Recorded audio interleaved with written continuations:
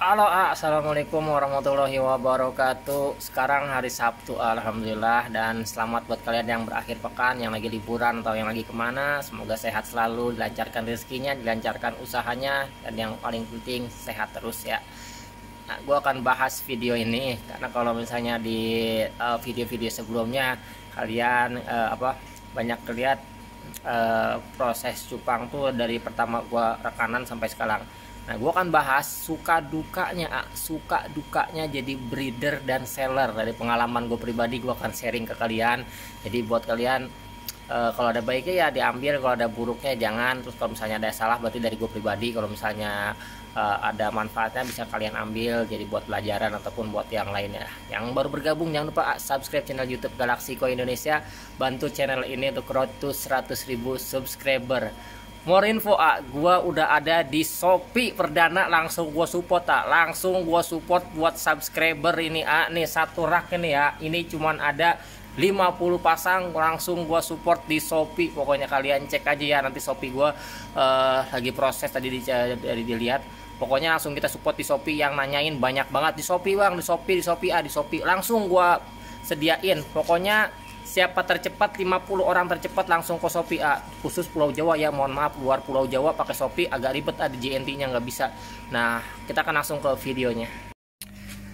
Nah, gua akan bahas suka dukanya jadi seller dulu Jadi seller dulu lah. Ini gua akan bahas sedikit banyaknya tentang seller. Jadi kalau dulu gua pertama kali jadi seller itu di tahun 2015. Waktu gua lulus sekolah di bulan April kalau nggak salah, Juni pokoknya 2015 lulus sekolah, gua udah main cupang tapi buat jualan ke anak-anak. Dulu gua beli cupang half moon itu di Pondok Gede, harganya itu 2.500, tapi gue jual di anak-anak kecil di rumah gue itu cuma 3.500 sampai 4.000, jadi cuma untungnya Rp1.000 doang.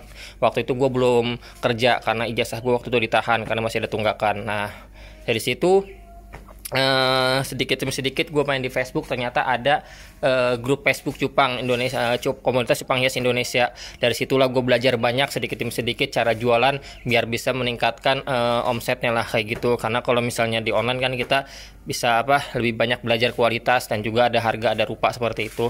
Nah, suka duka jadi seller itu kalau misalnya kalian flashback ya, kita flashback ke 2020 waktu awal corona, waktu seller cupang dadakan banyak banget. Gue bilang seller cupang dadakan ya, seller cupang dadakan enak banget. Nah, kalau misalnya kalian yang tonton video ini termasuk seller cupang dadakan yang udah awal corona hadir, kalian beruntung. Kenapa? Karena kalian nggak merasakan suka dukanya membangun dari awal, tapi kalian pas momennya itu naik, kalian langsung muncul. Jadi kalian udah bisa merasakan, kalau misalnya udah bisa merasakan cuannya di situ, berarti kalian mantap. Artinya kalian bisa hadir di saat momen yang tepat. Nah, kalau misalnya suka dukanya dari awal ngebangun merintis gitu itu butuh proses, jadi nggak langsung instan seperti itu. Karena gue sendiri ngebangun brand, yaitu brand Galaxy Koi Indonesia itu dari tahun 2015 akhir mau ke pergantian 2016. Nah, dari situ gue alhamdulillah disupport sama satu breeder dari Palembang waktu itu, Rian, ngirim satu box cupang koi.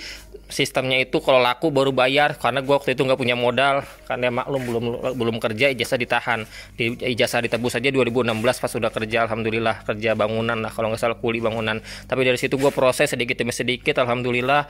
Terus pertama kali gue beli cupang partaian itu online Kalau misalnya kalian seller beli cupang partaian online, kalian juga besar kemungkinan pasti mengalami yang namanya sampelnya bagus, datangnya hancur. Seperti ini, gue kasih contoh nih nih.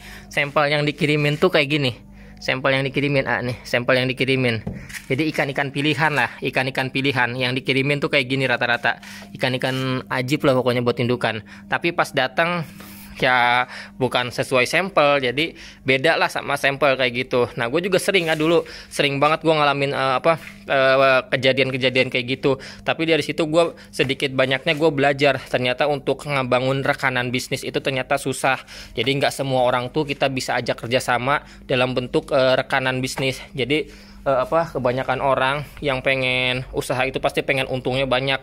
Jadi kalau misalnya beli partaian ya kadang sering juga gue ngalamin yang namanya beli partaian itu ikan nggak sesuai sampel. Ya wajar sih gue bilang, karena apa? Karena mungkin dia ingin dapat uang lebih banyak, tapi dia nggak mikirin yang belinya itu untung atau enggak, terus bisa ngejual atau enggak. Nah seperti itu suka dukanya jadi seller tuh kalau misalnya kita beli partaian ikan nggak sesuai dengan sampel yang datang. Sering banget gue ngalamin, mau breeder besar, gue kenal semua breeder besar yang pernah ngirim sampel ke gue bagus, datangnya lain. Kenal gue dari kota-kota gede juga gue kenal. Pokoknya gue kenal pemain-pemainnya. Karena kalau lu tonton video ini terus lu orangnya kebangetan banget lu bang, pokoknya suka dukanya jadi seller tuh kayak gitu. Kalau kita beli partaian di online ya. Nah yang kedua suka dukanya jadi seller itu kalau misalnya barangnya habis, kita bingung belinya di mana. Contohnya kayak gini, kalian beli partaian terus pas lagi barangnya laku kencang, terus pas ikannya habis, stoknya habis, kalian pengen beli lagi, ternyata yang kalian beli itu di orang itu stoknya lagi kosong, terus kalian nyari lagi ke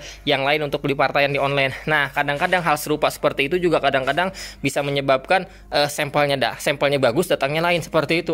Jadi seller itu sebenarnya butuh banget yang namanya rekanan bisnis itu butuh banget. Jadi kalian harus membangun relasi atau bisa dibilang rekanan bisnis dengan breeder. Jadi harus punya lah seperti itu. Jadi biar kalian bisa menjaga stok yang pertama, terus yang kedua itu biar kalian itu enggak apes mulu. Karena gue udah pahit getirnya udah ngalamin banget, udah hatam lah kalau pahit getirnya di seller tuh kayak gitu kalau beli partaian tuh.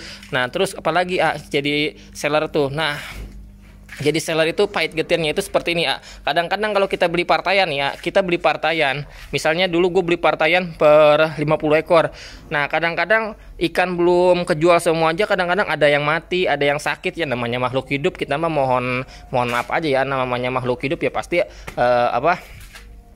resiko tingginya itu mati kalau nggak sakit ya, seperti itu. Jadi resikonya jadi seller itu kita main makhluk hidup seperti ini aja, walaupun ikan kita rawat dengan sepenuh hati seperti ini, belum tentu ikan ini sehat sampai tua nanti, sampai lama lah. Kadang-kadang adanya besoknya, ada yang sekarang sehat besoknya mati, ada. Nah suka dukanya, tapi kan kalau misalnya kita rawat dengan sepenuh hati ya kita berusaha biar ikan ini sehat, seperti itu. Pokoknya suka duka jadi seller tuh nggak sebanyak jadi breeder. Nah kalau misalnya apalagi yang pertama kalau misalnya seller suka dukanya sampelnya bagus, datangnya lain. Terus yang kedua kalau misalnya stoknya banyak terus ikannya juga nggak laku. Dulu gue juga pernah di tahun 2000 berapa ya, 2018 kalau nggak salah. 2018 tuh belum seramai 2020. Tapi gue waktu itu kan ngambil resikonya tinggi. Waktu itu 2018 memang usaha gue lagi naik di cupang, tapi partaian kan gue ngambil juga banyak. Jadi kadang-kadang ikan belum habis tapi ikan belum habis tapi gue ngambil lagi ke stok yang lain. Artinya gue belum bisa memanage masuk keluarnya ikan, stoknya belum gue atur. Jadi gue di situ masih berantakan lah dalam hal sistem manajemennya, seperti itu. Nah kalau misalnya kalian jadi seller, kalian harus bisa mengatur masuk keluarnya ikan. Contohnya datang ikannya berapa ratus ekor, keluarnya berapa ratus ekor, kalian harus bisa ngeluarin stoknya dulu, minimal 20% sisain, baru kalian masukin lagi barang. Jadi jangan sampai kalau gua dulu waktu itu kesalahannya itu ikannya masih ada 70%, datang lagi masuknya itu, datang lagi barangnya banyak. Nah di situ gua kelimpungan, tapi alhamdulillah dari situ gua belajar sedikit demi sedikit, gua perbaharui sistem manajemennya, alhamdulillah ketata semua sampai sekarang. Jadi dari pengalaman gua jadiin pelajaran, jadi biar bisa lebih baik lagi ke depannya, seperti itu. Nah jadi seller itu suka dukanya kadang-kadang kalau misalnya kita ngelelang, ya namanya lelang, kadang-kadang ada yang BNR, terus ada yang misalnya udah ngedil terus tiba-tiba hilang segitu, ya udah berarti belum rezekinya, anggap aja belum rezeki lah kalau kayak gitu. Jadi nggak usah diambil pusing kalau misalnya kalian jadi seller. Udah nggak kehitung lah kalau misalnya kayak gitu mah, jadi biarin aja. Nah kita akan bahas suka dukanya jadi breeder. Nah, suka dukanya jadi breeder kayak gimana? Gue akan bahas waktu gue masih jadi breeder. 2 bulan ini gue udah kagak ngebreed, alhamdulillah. Jadi gue udah nggak ngebreed lagi 2 bulan ini karena udah nggak bisa nyari kutu air jam 3 pagi. Kalau kemarin tuh 2 bulan lalu gue masih bisa nyari kutu air pagi karena masih belum punya dede. Alhamdulillah sekarang udah ada dede dan gue udah nggak bisa lagi nyari kutir jam 3 pagi karena begadang. Kalau waktu itu gue tidur paling telat jam 9 paling telat, kalau sekarang bisa lebih jam 10, jadi udah nggak bisa. Nah alhamdulillah ketemu rekanan pun gue udah sebelum hamil, jadi bisa dibilang udah ada rekanan, jadi udah bisa enak lah kayak gitu. Nah suka dukanya jadi breeder tuh kayak gimana, kasih contoh nih. Kalau misalnya gue jadi suka dukanya jadi breeder itu, kalau misalnya kita nyari kutu air itu suka dukanya itu kita harus rebutan itu. Kalau misalnya kalian nyari kutu air, terus kalau misalnya kalian nyari kutu air di satu tempatnya itu banyak yang nyari, ya kalian harus datang lebih awal seperti itu. Jadi rebut-rebutan lah kayak gitu kutu air, karena kalau misalnya nggak duluan ya kita bakalan sisa lah dapatnya, atau sedikit, atau enggak bisa kosong habis. Jadi kalau misalnya tempatnya enggak luas, kutirnya terbatas, ya berarti kita harus lebih duluan. Tapi kalau stoknya banyak, banjir di tempat itu, ya kalian nggak masalah datangnya paling telat. Tapi kalau misalnya datangnya telat, jika kutirnya lagi dikit, ya berarti lagi dikit lah berarti ikut dapatnya. Suka duka jadi breeder tuh kalau misalnya kita belum bisa ngebangun relasi bisnis, jatuhnya itu misalnya rekanan, gue bicara rekanan ya. Kalau misalnya jadi breeder, pas ikan lagi panen, kita pusing ngebuangnya kemana. Ibarat kata ada beberapa yang komen, gue lagi panen banyak tapi bingung ngejualnya kemana. Nah ini contohnya, contohnya itu yang gue bilang pentingnya rekanan tuh seperti ini. Ikan panen bingung ngejualnya kemana. Nah akhirnya muncullah pikiran, nggak laku, capek-capek gue ngebreed kayak gini nggak laku. Nah sebenarnya bukan salah di cupangnya, tapi salah orangnya yang belum bisa ngejalin rekanan. Kalaupun nggak ada rekanan, kalian bisa menjualnya secara online. Misalnya sampel partainya seperti ini ya, kalian sesuaikan dengan sampel yang ada, jangan dikirimnya sampel bagus datangnya lain, jolim namanya kayak gitu. Nah terus kalau misalnya rekanan, misalnya breeder nggak punya rekanan, cara ngejualnya kayak gimana?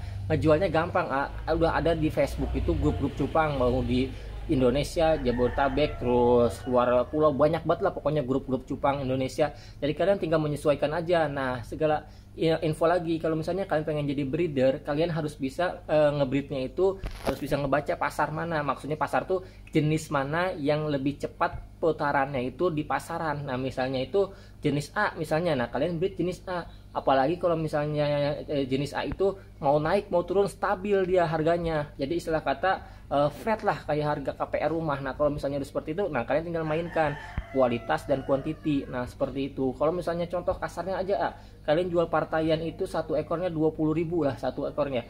Nah 20.000 itu murah, emang murah 20.000. Tapi kalau misalnya kalian mainin 500 ekor atau 1000 ekor per bulan, udah berapa juta kalian dapatin. Itu cuma jenis A, dari jenis B, jenis C belum. Nah pentingnya tuh kalau misalnya kalian ngebreed ikan cupang, jangan asal ngebreed, karena kalau misalnya asal ngebreed ya bingung nanti anakannya kayak gimana. Maksudnya tuh crossing gak jelas lah segala macam, kecuali kalau misalnya kalian pengen eksperimen atau pengen menyalurkan hobi kepuasan sendiri, itu nggak masalah. Tapi kalau misalnya untuk bisnis, kalau misalnya gue sendiri untuk bisnis, gue nggak pernah aneh-aneh. Ya udah yang gue breed ya jenis ini yang laku di pasaran, jadi gue udah nggak pusing lagi nanti anakannya keluar kayak gimana. Yang penting jadi cupang aja udah syukur daripada ntar jadinya kayak gimana segala macam. Nah suka dukanya jadi breeder tuh kalau misalnya ikan udah mau panen ternyata kena sakit, kena mati, ya itu udah pasti banget jadi gue udah sering banget ngalamin ikan mau panen udah notol-notol, udah gue pisahin mau ditaruh di ren, ternyata ikannya sakit, ikannya mati, kena penyakit. Ya itu udah resikonya jadi breeder seller. Jadi kalian harus paham lah resiko jadi seller breeder juga ada banyak banget lah. Tapi jangan sampai kalian tahu resikonya kalian mundur, enggak, karena setiap bisnis itu pasti ada resikonya. Gimana caranya kita bisa meminimalisir resikonya itu lebih kecil lagi. Nah kita belajar dari situ gimana caranya.